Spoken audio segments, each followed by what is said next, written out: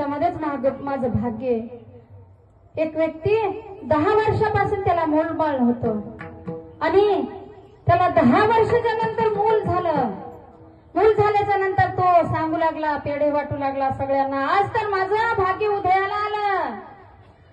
माझं आज एवढं भाग्य उदयाला आलं की मला आज मुलगा झाला. हो, माझं भाग्य उदयाला आलं. भाग्य उदयाला केव्हा येतं? तुकाराम महाराज भाग्याचा उदया भाग्याचा